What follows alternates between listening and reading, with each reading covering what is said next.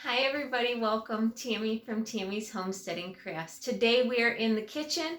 We are going to be doing a canning video. I want to show you guys what I have done with all of those Ziploc bags of tomato juice that I froze this summer. So if that is something that interests you, stick around. Okay, so before we get started, I just want to welcome all of you to my YouTube channel. I thank you so much for stopping by. I hope you guys enjoy my channel. If this is the first time you're visiting my channel, just so you know, I do a knitting podcast on this channel, I do a gardening podcast on this channel, and I do cooking and canning on this channel. So hopefully you will find something that you like. If you guys have not subscribed to my channel, please consider doing so. It does benefit me greatly by you subscribing to my channel. Okay, so let's get into our tutorial on what I'm doing with all of that tomato juice that I squeezed this summer and froze. Well, I wanted to show you guys what I was doing with all of those bags of tomato juice that I froze last summer when I was too busy to do anything with them. I've got them out in bowls here, thawing out, and I'm going to start cooking this all down. There's still quite a chunk of ice in all of these, but it's soft enough that I could possibly get it into some pans and start turning it on and getting it to thaw out. This will allow me to make, excuse me, ketchup, tomato paste, tomato sauce, pizza sauce, multiple different kinds of things. I've got two big pots on the stove, and I'm going to get these put into those pots, and then I will show you what it looks like when it's done, because I don't have my tripod, and I can't put it up and let it like time lapse or anything like that. And I don't know how to do that anyways. So I will show you what it looks like when I get it into the pots. Okay, I have it in the pots, and since, as you can see, it is still quite frozen, it's been out on the counter all day, and I still have quite an ice chunk in both of these pots. This one's even bigger, but I've got it on like 3 or 4 just to get it to start warming up and possibly start melting the chunks. I'm not going to put any seasoning or anything like that in it till it completely melts down and it gets warm. Once it's warm, then I'll decide, am I going to make, what I need to make. I need to do possibly tomato paste. If I do that, I won't get a whole lot from all of this stuff. But I don't really need a lot of spaghetti sauce, I don't believe. I'll have to do another look to see what I have. If I need spaghetti sauce, one of the jars might be spaghetti sauce, and one might be tomato paste. We'll see. We don't need a lot of tomato sauce, but we do use a lot more tomato paste. But right now, that's what I've got going on. They're on the stove, getting warm, trying to thaw them out a little bit so that they can start to cook down. There is a lot of water in tomatoes anyways, and after you freeze them, it seems like there's even more water in the tomatoes. So it's got to cook a lot. It'll probably be on low all night long to cook down, and even then probably half of the day tomorrow before I can do anything with them. So that's where we're at right now. I will show you what it looks like in the morning after they cook down overnight and see what we've got. You can put the lids on them overnight so that they don't technically cook so long that they burn out. The moisture will stay in them, but until I go to bed, or depends on how watery it is. If it's really watery, I'm not going to put a lid on it because I want the water to evaporate out so I don't keep it in, because I need to thicken the sauce. The more liquid you keep in, the longer it takes to thicken it out. So if you can allow it to cook and some of the water to evaporate out, it will thicken a little bit faster. So we will show you, I'll show you in the morning what this looks like. Like I said, again, we've got 2 pots, pretty good frozen chunks in both of them. And we will show you in the morning. Well, it has been about an hour and a half since I put them on the stove. They're still quite a chunk of ice in them, but they are now a lot better. These ones are actually sinking down in, but there's still quite a chunk of ice. A lot of water in these yet. It's going to take, since I'm actually going to be in the kitchen for a little bit here, I'm going to turn them up to temp on like 5 or 6 to try to get them to heat up to possibly melt.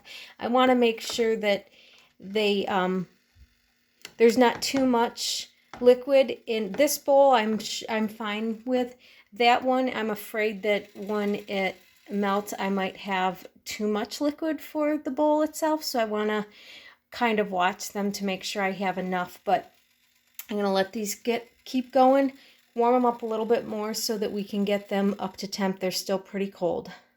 Well, I had turned the temp up to get it to melt, all the ice to melt, so that there was not ice in here when I went to bed. So we have them both in the pot. They're below the top of the pot. They're warm, but there's a lot of liquid in here, and I've got them set on 1, and I'm just going to let them cook all night long on 1, stirring them every so often, just so that I can get them to cook down and get rid of some of this extra water. I will address them in the morning, and I will show you guys what they look like.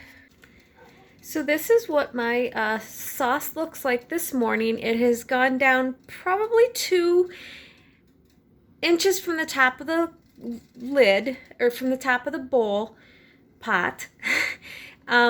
Yeah, so it cooked a little bit overnight. I had it only on 1, so it was just barely warm, so it really wasn't doing a lot of boiling and getting rid of the extra water.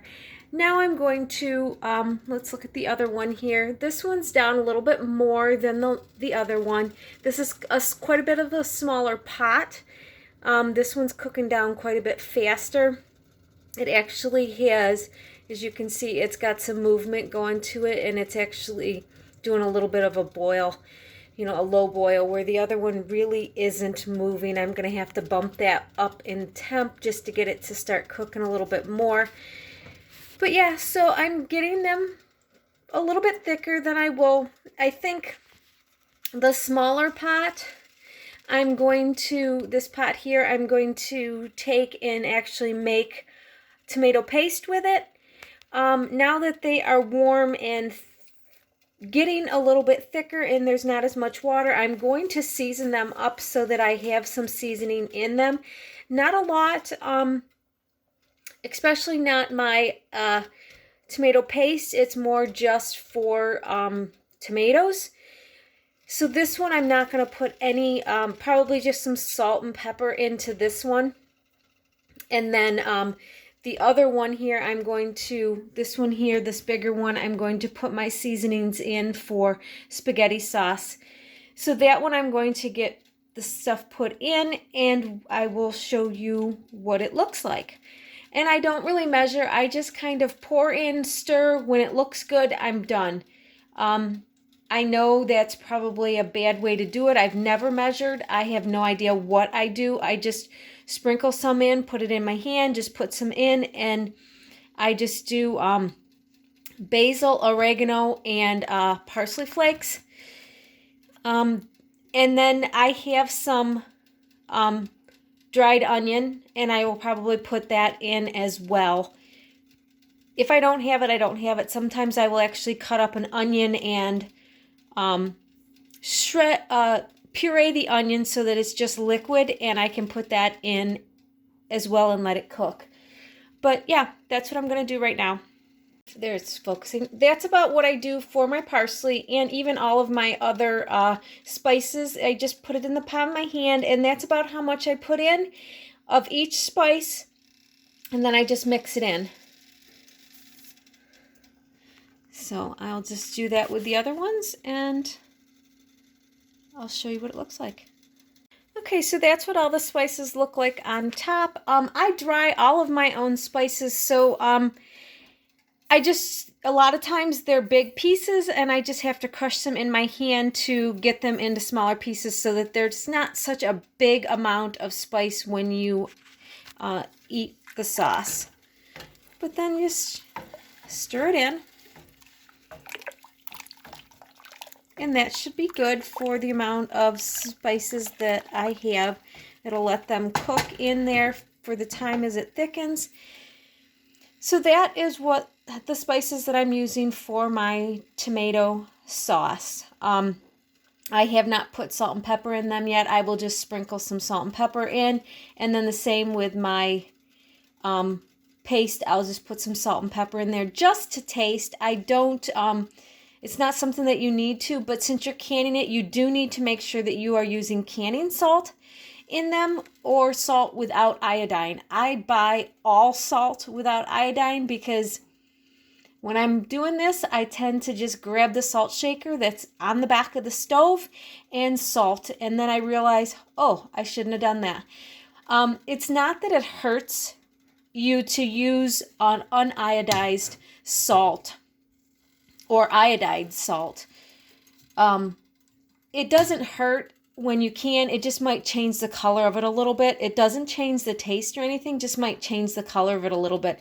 So that's why they say to use non-iodized salt when you are canning, just for the look of it. It doesn't affect the taste. So, I mean, they have the option in the grocery store to get non-iodized salt in almost all of your regular table salt. So I usually just buy that so that I know that I don't have to worry about my salt. So I took the smaller pan that I had that I was going to do tomato paste in and put it into a sieve with some cheesecloth to let it get all of the water out of it to drain so that we have paste. And then as you cook it, to process it, it'll thicken a little bit. So let me show you what liquid I got out of it. Okay, so that's the liquid that I got out of the out of that paste, and I'm just going to take the paste and scoop it into my pint jars to process that. You need to do it in a water bath for like 15 minutes is all, 10 to 15 minutes for a water bath. I have my pot going with water, and I'm just going to get this put into the pot. My other one, I switched it from the big pot into the small pot, and this is my sauce. It needs to cook down a little bit more because it's still quite watery. So I'm going to let that cook on the back burner even longer. It might have to cook all night again, or put it in the refrigerator and then pull it back out and let it cook more tomorrow. We'll see where it goes for later today. Okay, I got the sauce all done. It is thickened enough for canning, and I'm going to put it in my canning jars. I ended up getting 4 pints, or 4 jelly jars. Yeah, I guess those are pints, or half pints of paste out of the first thing. So I'm just going to fill these up and get them processed. So I was able to get everything processed last night. It was late, so I didn't film. I just wanted to show you guys what I got. I ended up getting 4 half pints of tomato paste. I did 5. 1 did not seal. And then I ended up getting 9 pints of tomato sauce. Again, 4 of them did not seal. Happens on a regular basis where you have some that don't seal for some reason or the other. So what I'm going to do with these is I'm going to dump these into a Ziploc bag and put it in the freezer. I'm not going to run the pressure canner again to put these in and see if I can possibly reseal them. It's not worth the time it takes to do that. When I take them out of these jars, I will make sure the jars do not have any type of defect on the top of them that cause them not to seal. Don't know what it was that might have caused them not to seal. But I will check my jars. If the jars have a defect in them, I will pitch them. If not, I'll put them out again. I might put some kind of a sticker on the 4 of those jars so that when I do it again, I'll know that, hey, those are the jars that didn't seal the last time, to see if it's something with these jars. So just so that I know, if I have 2 or 3 times of them not sealing, I'll just pitch the jar, because it's not worth it every time you make something and half of them don't seal because you use a jar that just, for some reason, will not seal. But that's what I got out of all of those bags of tomato juice that I had. So I hope you guys enjoyed it. Bye. Well guys, I hope you enjoyed this tutorial on what I did with all of that tomato juice that I had sitting in the freezer from last year. Just hopefully you guys will learn, and I showed you something that you can do with the tomato juice, being able to get it out, you know, when you have all those tomatoes going in the garden in the summertime, being able to freeze that and do something with it in the winter months when it's cool outside and you don't mind having the stove going for hours or days. That way you're not heating your house up in the summertime. This is one of the things I've been doing for a while, is I will process all the tomatoes, get them into juice form. If I'm doing like a tomato sauce or tomato paste, put it in the freezer and freeze it, and then pull it out in the winter time. When I have a little bit more time and I'm stuck in the house and I can't do anything outside, I will pull those out and I will start doing, canning them up. So that is one of the things that I do with all of that all the tomatoes and all that tomato juice that I froze. So I hope you guys enjoyed it. And as always, I will see you on the next one. Have a good day. Bye.